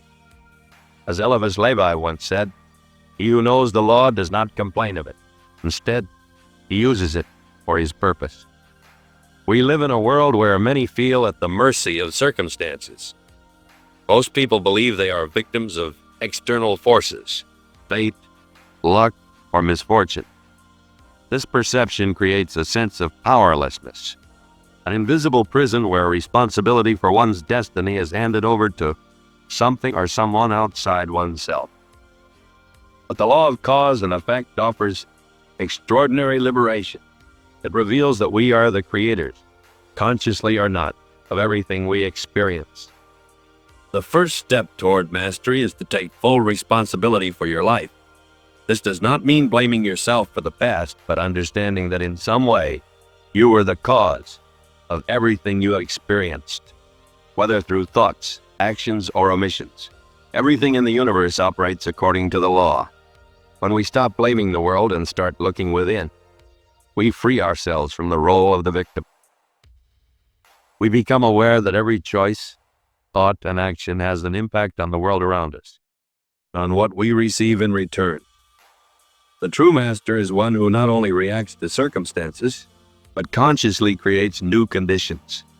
They observe their choices and intentionally plant the seeds they wish to harvest. Imagine that your mind is a fertile field and that every thought is a seed. Thoughts of fear, doubt, or resentment will produce bitter fruit. But thoughts of courage, love, and gratitude will yield a harvest of harmony and prosperity. Franz Barton, in Initiation into Hermetics, emphasizes that the magician works on the mental plane before any other. The mind is the first motor. What we create in the mind inevitably manifests on the material plane. By mastering the mind, you master the cause, and by mastering the cause, you master the effect. Even the wisest of masters cannot escape the causes they themselves planted in the past. But instead of resisting unwanted effects, the master embraces them as precious lessons. They understand that every challenge is an opportunity to grow and align more closely with the law. The Buddha said, "What you are today is the result of your thoughts of yesterday. What you will be tomorrow is the result of your thoughts today." What distinguishes the master from the victim is not the absence of challenges, but how they face them. The master sees the effects in their life, not as punishments or rewards, but as perfect reflections of their own actions and intentions. They understand that life is not happening to them, but through them. By mastering the law of cause and effect, you become free. Not a freedom that escapes the law, for that is impossible, but a freedom that arises from alignment with it. You become the conscious creator of your reality, a true alchemist who transforms every moment into an opportunity for evolution and self-mastery. As the Kybalion teaches, freedom lies in the understanding of the law. From this point, the question we must ask ourselves is, what seeds are we planting today? Are we creating the reality we desire, or are we perpetuating patterns that imprison us? The answer lies in your hands. Be the master. The law of gender. Imagine a tiny seed. It seems inert, almost insignificant, until it is placed in the soil. But something magical happens. When the seed, which carries within it the masculine principle of potentiality, encounters the fertile soil, representing the feminine principle of nourishment and receptivity. Together, they initiate a process that transforms something seemingly simple into a majestic tree full of life and purpose. This natural phenomenon is a perfect manifestation of the law of gender, the seventh of the Hermetic Principle. Just like the seed in the soil, everything in the universe, including our minds and spirits, depends on the interaction and balance between masculine and feminine energies to create, transform, and manifest. In this video, we will explore how this universal law applies to all aspects of existence, from the physical to the spiritual, revealing the secrets of how these two opposing yet complementary forces work together to sustain all creation. The law of gender is one of the most profound among the seven Hermetic principles.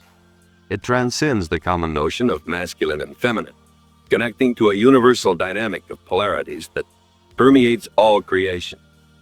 At the core of this law lies the understanding that everything in the universe contains two complementary principles, the masculine and the feminine. These do not merely refer to biological or societal aspects, but to archetypal forces that shape the workings of all existence. The masculine represents active, expansive, and projective energy. It is the creative impulse, the initiating will, the spark that sets movement into motion. It is like the ray of sunlight touching the earth, without which life could not germinate. The feminine symbolizes receptive, nurturing, and generative energy, the fertile soil that transforms a seed into a tree. It embodies introspection, intuition, and the ability to create from within. These forces are not oppositional in the sense of conflict, but complementary, like two halves of a whole that together create universal harmony. Masculine energy is not exclusive to men, just as feminine energy does not belong solely to women. These forces are universal, residing within all beings, and are in constant interplay within us. In the Hermetic context, masculine energy is the active principle, movement, logic, direction, and creative force. It is the spark that transforms potential into reality. Without it, there is no action. Without action, there is no creation. But like every universal principle, masculine energy requires balance. When in harmony, it is like a flowing stream, moving mountains and fertilizing lands. When imbalanced, it can become a destructive tsunami. Masculine energy is often symbolized by the sun, the sword, or lightning, archetypes representing its nature. Masculine energy brings discernment and reason, light and clarity, illuminating the path ahead.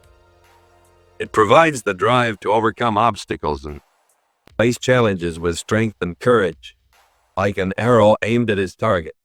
It is the force that keeps us focused on our goals. This energy is associated with the left hemisphere of the brain, which governs logical reasoning, analysis, and strategy. When well channeled, it makes us achievers.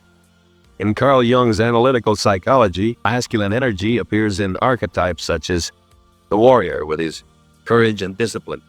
He reminds us that strength lies not only in the physical, but also in the determination to face challenges. The king, a symbol of leadership and integrity. He guides with wisdom and creates stability. The magician, who transforms knowledge into power. He represents logic and the curiosity of the masculine spirit. The lover, who directs passion to create and nurture meaningful connections. These archetypes are facets of the masculine that we must integrate in balance to access our full potential. When masculine energy loses its balance, the signs are clear. The individual seeks to dominate everything and everyone, believing their vision is the only correct one. This authoritarianism manifests in rigid attitudes, leaving no room for listening or adapting.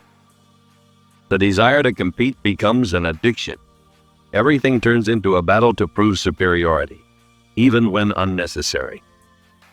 Logic takes full control, silencing all emotions. This can lead to a sense of emptiness, as if one is constantly battling the world without understanding why. Conversely, when masculine energy is lacking, certain issues arise. The potential exists, but the force to realize it is absent. The individual feels incapable of acting, delaying decisions and responsibilities, leading to procrastination and apathy. There is no clarity of purpose. Life becomes a sequence of meaningless actions, resulting in frustration and a sense of futility. This leads to insecurity and passivity. A lack of confidence in one's power leads to dependence on others to make decisions. Masculine energy is the fire that warms and transforms. When balanced, it guides us with courage, clarity, and purpose. It is not merely a force that builds, but also one that protects, leads, and inspires. Cultivating it is an act of self-love, a recognition of the divine power that exists within each of us. Feminine energy is the receptive, fluid, and intuitive side of all things. It manifests in the right hemisphere of our brain and is deeply connected to feelings, delicacy, intuition, attention to detail, insights, receptivity, ancestral wisdom, compassion, patience, lightness, creativity, and art. This force is present in everyone, regardless of biological gender, as one of the fundamental poles of universal balance. While masculine energy acts like an arrow moving forward, feminine energy is the space that embraces, transforms, and gives meaning to action.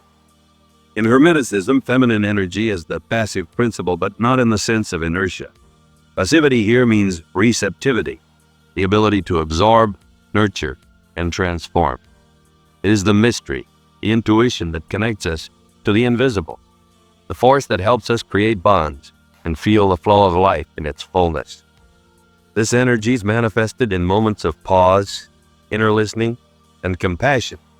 It is what allows us to understand without words, feel beyond reason, and create from nothing. One of the most evident examples of feminine energy in nature is the lunar cycle. The moon, with its phases of growth and decline, symbolizes the fluidity, receptivity, and transformation that characterize feminine energy. Just as the moon influences the tides, feminine energy has an invisible but profoundly impactful power that governs cycles and processes. During the growth from the new moon to the full moon, we see the ability to embrace and nurture, while in the decline from the waning moon to the new, we perceive the power of introspection and renewal.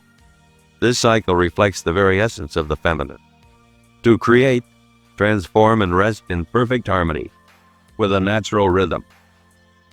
Jung identified in the collective unconscious a series of archetypes that represent aspects of feminine energy: the mother, nurturer, protector, source of life and security. This archetype represents the capacity to care for, nurture, and protect, both physically and emotionally. The maiden represents youth, potential innocence, and curiosity. She is the creative energy and the beginning of new cycles. The witch represents introspection and the accumulated knowledge of life, which guides and illuminates with deep wisdom. The queen unites the power to lead with the heart to nurture. She is just and compassionate, governing with wisdom and balance. But just like masculine energy, feminine energy can also become imbalanced, manifesting in harmful ways, either in excess or deficiency.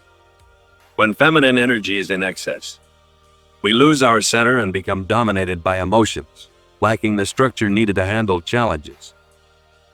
There is a lack of boundaries. Extreme receptivity leads to an inability to say no.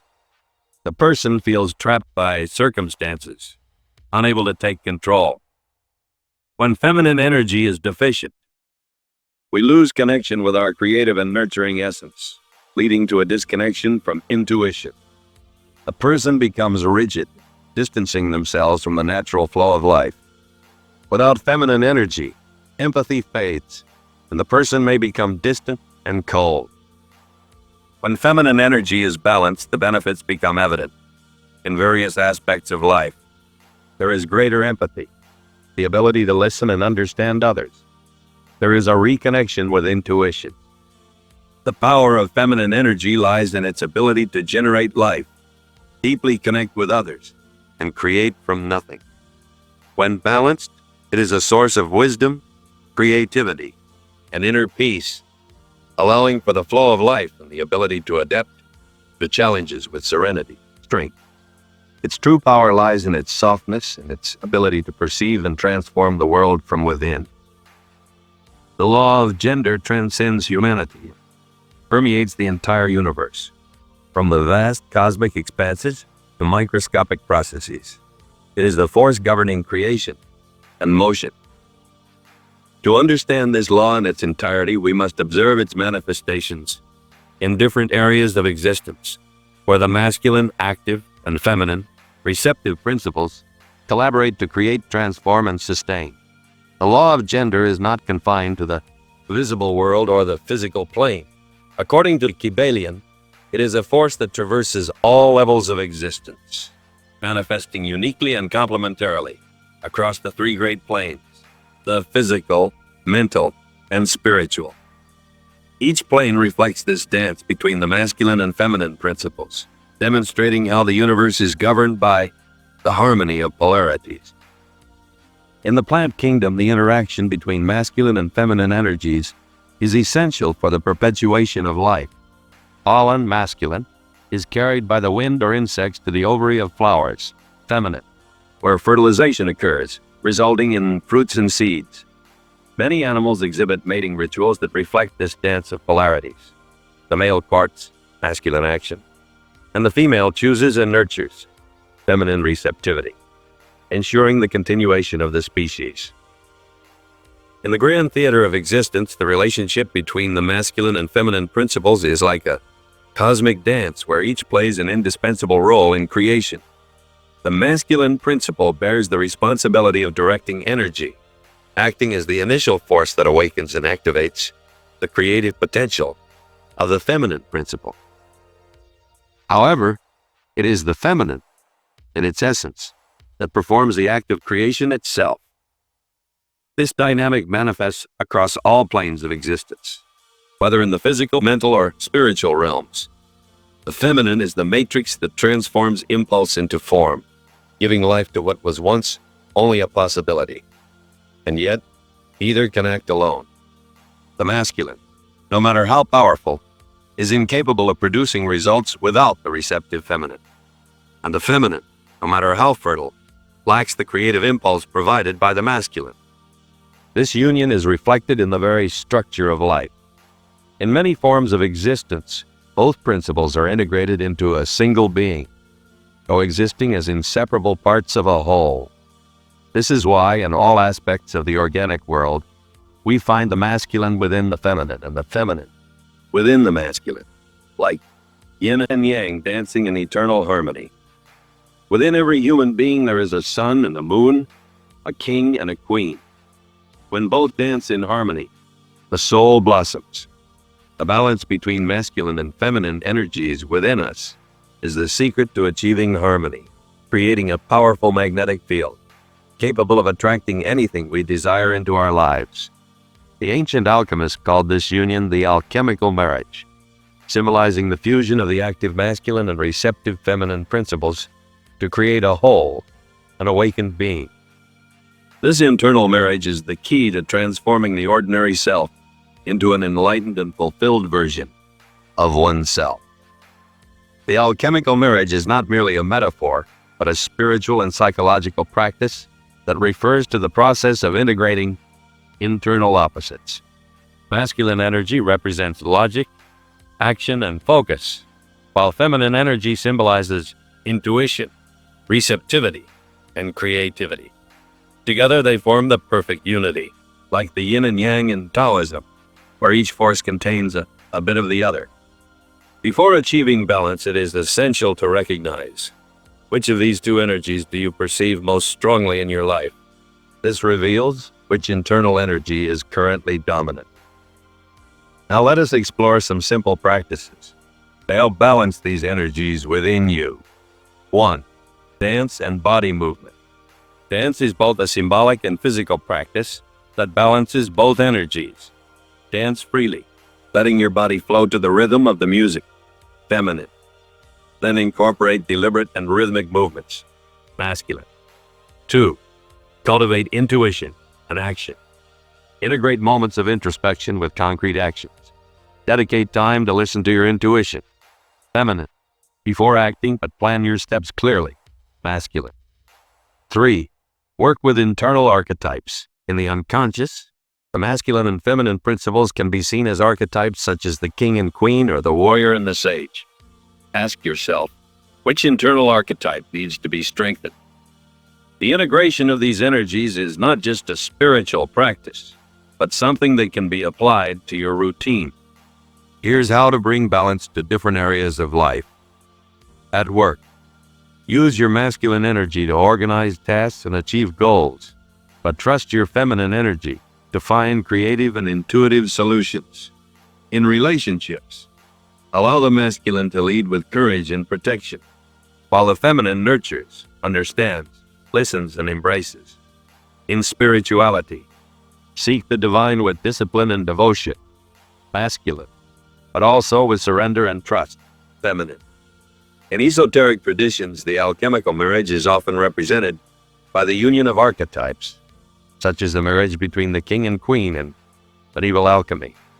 This symbol reminds us that true union does not happen outside of us, but within, when we recognize that all polarities exist within our own soul. The union of the masculine and feminine is not the meeting of two opposing forces, but the fusion of what we already are. It is the moment when we cease being fragments and become the whole. Conclusion. We have reached the end of this journey through the Seven Hermetic Principles, a dive into the depths of the ancient wisdom that governs all existence. These principles are not merely abstract concepts. They are practical tools capable of transforming how we see and interact with the world. From mentalism to gender, each principle has shown us that everything is interconnected and that universal harmony is achieved when we live in alignment with these eternal truths. Now the true journey begins within you. The Hermetic principles are not teachings confined to words. They must be lived, felt, and experienced. As students on the path of light, it is up to us to apply these principles daily, whether to harmonize the mind, balance emotions, or align our soul with the cosmic rhythm. Remember, the master key is now in your hands, awaiting the moment your consciousness decides to use it. May the wisdom of Hermes Trismegistus always guide you, and may you become the master of your own reality. Thank you for watching.